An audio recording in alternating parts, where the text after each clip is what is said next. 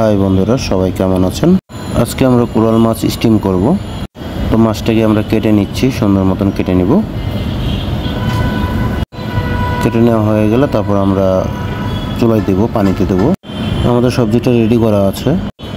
সবজিতে থাই আদা, থাই পাতা, লেমন পাতা, ক্যাপসিকাম, কাঁচামরিচ, দেশি আদা, স্যালারি পাতা রেডি করে পানিতে দিয়ে দিলাম সবজিগুলো।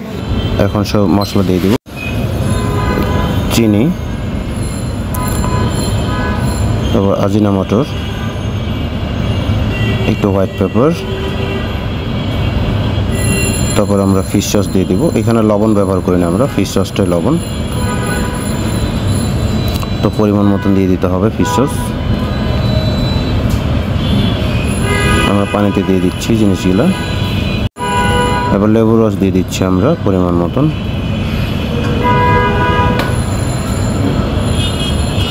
পানিটা ফুটে গেছে, এখন মাছটা ছেড়ে দেবো আমরা। মিনিমাম 20 মিনিট মাছটাকে স্টিম করতে হবে। 20 মিনিট স্টিম হয়ে গেলে মাছটা হয়ে যাবে।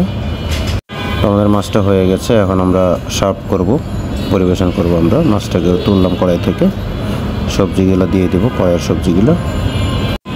সবজিগুলো মাছের উপর দিয়ে দিচ্ছি, একটু হালকা পানি সহকার। অবশিষ্ট যে পানিটা বেঁচেছিল সেটা আমরা কাপে দিয়ে দিচ্ছি। তো বন্ধুরা, কেমন হলো আমাদের মাছ স্টিম? তো কমেন্টস করে জানাবেন আপনারা সবাই, আর একটু সাপোর্ট দিবেন, তাহলে আর ভালো ভালো রান্না আপনাদেরকে দেখাতে পারবো।